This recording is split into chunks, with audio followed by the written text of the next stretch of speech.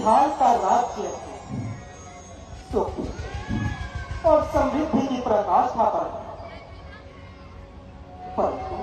परंतु क्या होती है? इस प्रश्न का उत्तर तो सारी अयोध्या दे रही है।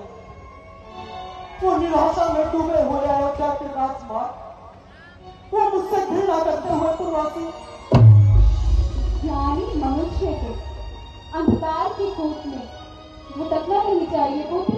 किंतु जिसको निराशा के अंधकार में घेर रखा हो, वह क्या करे मां? मैं इस रहस्य को समझ नहीं पा रही भरत।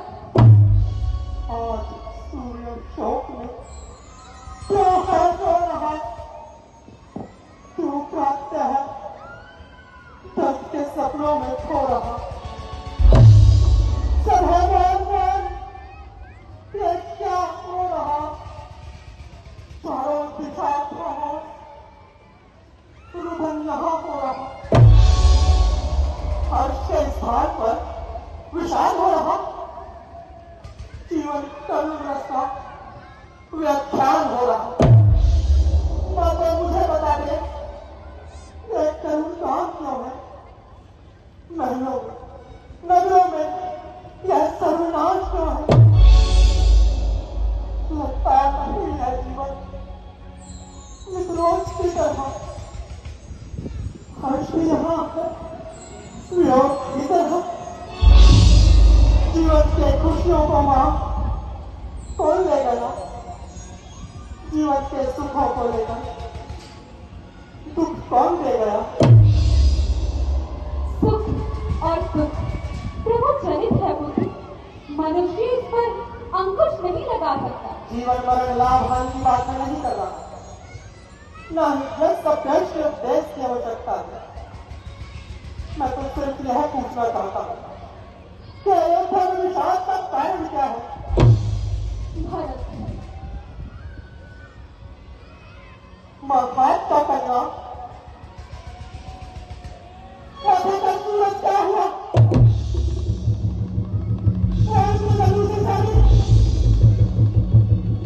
वो मंगलसूत्र का क्या हुआ? तो कोई सूख का पहरा है। सुनि सुत बचन सने कपट नीर भरने, भरत समन मन सूल समा पाप निबोली बे। यह निर्णय ईश्वर की नीति का है। दोषी क्यों किसी को बनाते हो? जो हुआ, जो ईश्वर ने चाहा, अब हमें क्यों सताते हो? ऐसे भी यहाँ अवध में षड्यंत्र का खेल रचाया है। ईश्वर की दया मानो, विधि ने तुम्हें बचाया है। अयोध्या किसी प्रपंच की नगरी नहीं, यहाँ श्री भली जी हरिश्चंद्र जैसे सत्यवादी हुए हैं। अच्छा पुत्र, यही बड़ी ही अद्वितीय बात है जो अकाट्य है, किंतु तुम्हें अयोध्या की राजनीति का भाग तक नहीं। तुम अयोध्या का कण कण जानता है, अयोध्या का कण कण जानता है। यहाँ राजनीति में जाना कबीर है, और आपने ही किसी चक्रव्यूह की रचना की होगी। मैंने किसी चक्रव्यूह की रचना नहीं की है, बल्कि तुम्हें चक्रव्यूह से निकाला है। नहीं तो तुम एक दास के अतिरिक्त और कुछ नहीं होते भरत। जिस मंत्रा को तुम अपूर्ण कुरूप मूर्ख नारी समझते हो, उसी ने मेरे मार्ग सुलभ किए हैं। कुटिल प्राणी कभी कल्याण नहीं किया करते मां। करते हैं पुत्र, अवश्य करते हैं।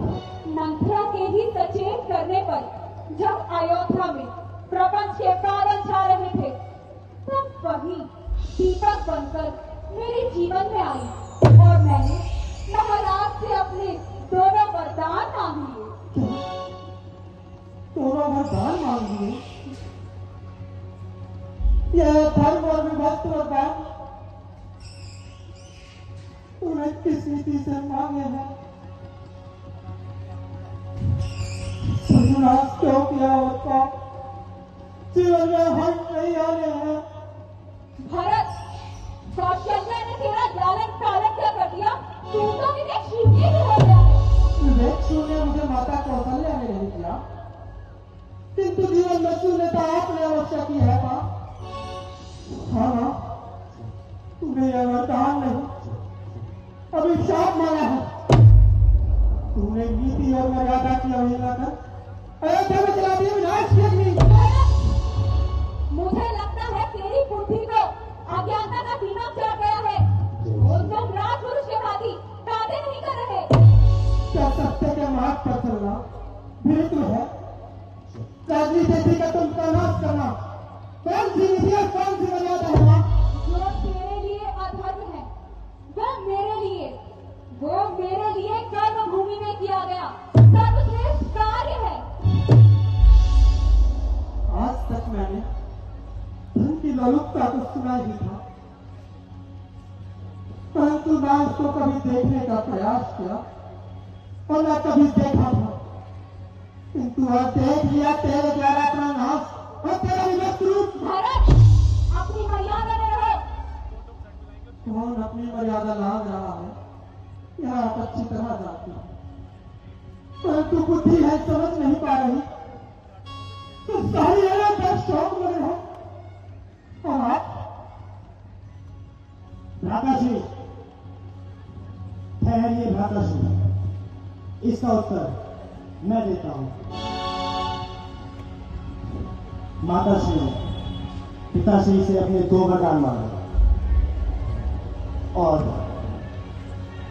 भैया राम, भैया लक्ष्मण और माता सीता तीनों वन गमन की ओर चले गए। सुनत भरत भय विवश विषादा, जनु सहदेव करिते हरिनादा। बोलो माँ, ऐसा तुमने क्यों किया? बोलो मां,